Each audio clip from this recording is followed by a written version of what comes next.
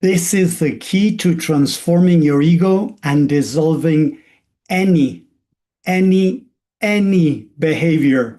Hi, everyone. Here, Tommy Walker, the Mind Engineer. Welcome back to another episode where I share insight and tools to help you understand how the mind works and how to start making changes. So thank you very much. If you're here watching, just share in the chat if you can, hashtag live if you're watching live, or hashtag replay if you're watching replay. And today I want to talk about a very interesting topic that normally it has to do with my logo, that is the mind and the heart, and is how to dissolve any behavior, and also working on, in a way, integrating the ego instead of going into war with ego. As I always say and share, most people have been taught to go into war with the ego, and that is ego fighting ego to stay alive. That's another adaptation, a protective mechanism from the ego, because if you're fighting ego from ego, you guarantee that ego is going to still be there. So when we realize that ego is trying to take over in very different shapes and forms, not to disappear, die, or whatever, that's when we start understanding the power, how we can start making changes. So when you want to truly transform ego, we first need to understand why ego was created in the first place. And I keep repeating it over and over again because this is the most important part of this. When you're born, you are born without an ego. So when does ego appear? Ego appears when we don't feel loved, accepted, validated, recognized, seen. And it could be in different scenarios around your life. I have worked with a lot of people one-on-one that tell me, but Tommy, I struggle with this. I struggle with procrastination, with self-sabotage, with perfectionism, with many things. And they tell me, oh, but Tommy, I had a good childhood. So what a lot of people think that a good childhood was is not exactly what a good childhood was. Because if along the way you didn't feel loved, you didn't feel validated, you didn't feel seen, you were rejected, you were judged, you were criticized, you were not validated for your emotions, whatever. If you were feeling scared, did your parents validate when you felt scared? When you felt alone, did they validate? When you felt shame, did they make you feel more shame? Did they deny it? Or did they accept how you were feeling? And unfortunately, for most people around the world, whether it was a little bit more often or less often, there were less or more times where they didn't feel loved and accepted. So when you didn't feel loved and accepted, to be able to not be rejected, what you did is created an alter persona, another persona, to see if you could fit in and be loved and accepted. So the ego was created because of a lack of love. So now there's two main drivers from ego. There are two main drivers from ego, that it is seeking for love or numbing the pain of the lack of love. So if we look at those two phrases, is seeking for love or numbing the pain of the lack of love, you're talking about love. So the ego wants love. Heart here. The ego wants heart. The ego wants love. So why do we fall into judging, criticizing, rejecting ourselves whenever we have a behavior that we supposedly call it, unsuitable, toxic, negative, or whatever other name you want to put to it? So imagine that you are procrastinating. Procrastination is not the problem. Procrastination is the solution to a deeper problem. You're protecting yourself from something. When we start understanding how the ego works, how the mind works, we can start treating ourselves in a more loving way. Because as I said in this training at the beginning of the title, this is the key to transforming your ego and dissolving any behavior. So, what is the key to transformation? Unconditional love. When I was a kid and I got into a train that took me from my home to school, from school back to the area where I then jumped on a bus to go back home, there was a guy that would play an instrument on the train. And at the end of his show, he would say, "Only love will save the world." And he would say that several times, "Only love will save the world," as he walked away. And at that time, I was a teenager. And I used to love with my friends, like, this guy that would just scream out, "Only love would save the world." And we didn't understand it back then. But as I grew older and I started this path of personal development, and I tried many things along the way, I started, affirmations, positivity, kicking myself in the butt, all these things that so many people teach: Tony Robbins, David Goggins, Abraham Hicks, stay positive. All these things normally are ways that the ego use to stay in control. Because when you're feeling something negative and you push yourself to feel something positive, you are controlling. Whenever you're feeling fear, sad, or whatever. And the other day, I even was on Instagram, it was on so many social media places, LinkedIn. And there was a woman that was sharing about conscious leadership. And one of the things that she said was that when the mind is stronger, then you're going to be able to overcome, emotions and things like that. And I don't remember the exact phrase that she used, but for me, I'm going to look it up for a second, because seriously, for me, it was, again, another proof that although people might have a lot of experience talking about different things, that doesn't mean that they really know what they're talking about. Because look at this.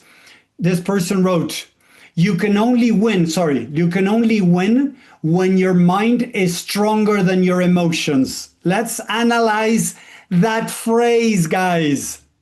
You can only win when your mind is stronger than your emotions. This is a woman that she's called Cybele Terhar, Heal the World with Kindness. That's her main thing. She has more than 500,000 followers on LinkedIn, okay? And she talks about healing the world.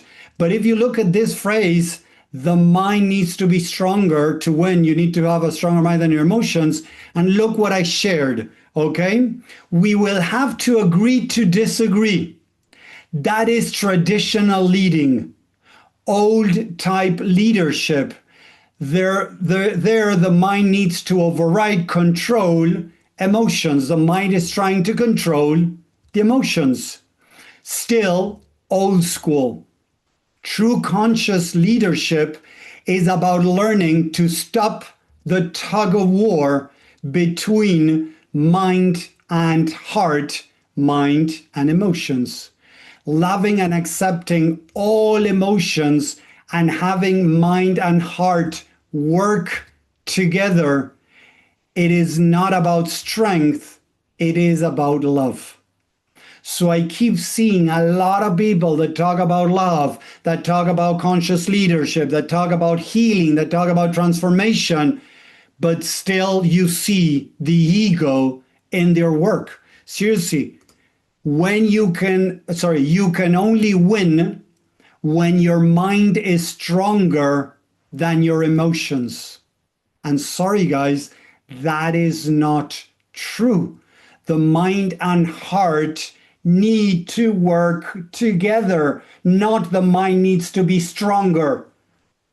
The mind needs to accept the emotions, navigate them to be able to get through them.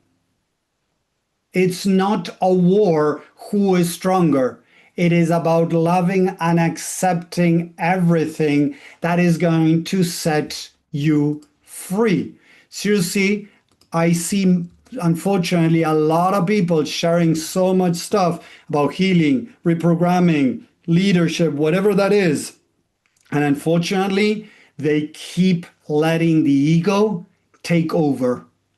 because the only thing that the ego cannot do is truly connect with unconditional love, loving and accepting the negative parts of you. But it's not like negative as in bad, meaning for the mind is loving and accepting the part of you that is behind a behavior. So if I'm smoking, if I'm drinking, if I'm having any type of problem, anxiety, depression, procrastination, anything of those things, that just shows us a part of us that needs to be loved and accepted. And through ego, as ego finds it very hard to practice unconditional love to those negative parts, negative quote unquote, what the ego tries to do is to control. So when we start understanding how the mind works and the ego is just a byproduct of a lack of love, when we're able to start practicing loving and accepting the parts of us behind those behaviors, loving and accepting the parts of us that are feeling negative, that are feeling angry, that are feeling pain, that are feeling judged, that are feeling shame, that are feeling any negative behavior, that's when we start integrating ego back to self. And what happens, and listen to this, ego starts dissolving. Yes, when you start practicing loving and accepting, ego begins to dissolve. So what I teach people when I work one-on-one, and this is how powerful my tools is, and that's how people start experimenting changes as they start practicing this in their life. When you practice unconditional love, who you are not starts dissolving, and who you are starts showing up. Because again, you created an alternative of you, another version of you to fit in, to be loved and accepted. So because of the lack of love, you created a persona. That persona is going to only dissolve, not even change, because it can adapt and fit in a different way. Like in the spiritual world. Now I see so many people that are growing in the spiritual world, and now they're saying that they need to isolate because that's what their soul wants. That's what their inner calling is. You know, they cannot be around people, right? Blah, blah, blah, because of whatever. That is ego controlling their spiritual experience. That is not soul, because from your soul, you want to interact with other people. You want to manifest who you are to others. You want to share who you are to others. We are social beings. So a lot of people are isolating with the excuse of, oh, I'm in the spiritual world, that's why I can isolate and everything is fine. No, that is ego trying to protect you again. So what ego needs is to be loved and accepted. When you're able to love and accept, ego starts dissolving, losing power. And that's when mind and heart start playing together, not as a, strength contest to see who's stronger. No, it's not about strength. It is about love.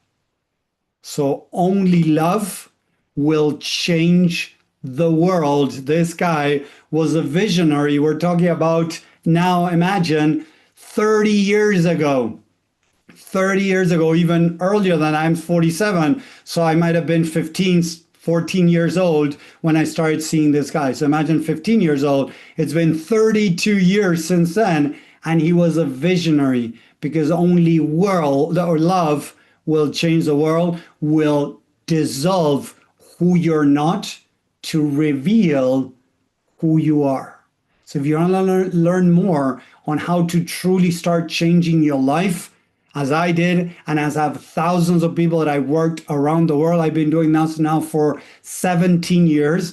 I have more than 6,800 hours of coaching people one-on-one. And I have worked with people in over 44 countries.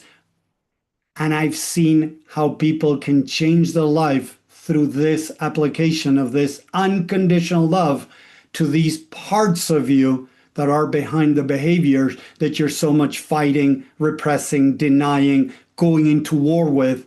Stop the war and start loving and accepting every part of you. And I guarantee as you practice that, your life can start changing. If you want to know more, just write the word free underneath and we'll share a free training with more insight and tools to start helping apply this method that has changed the lives of in my case, thousands around the world, but with other people that I follow that practice unconditional love, people have changed their life. There are already millions that have been practicing this unconditional love to themselves. So thank you very much. I hope you enjoy this. Follow me for more because I'll be sharing more insight and tools to help you start making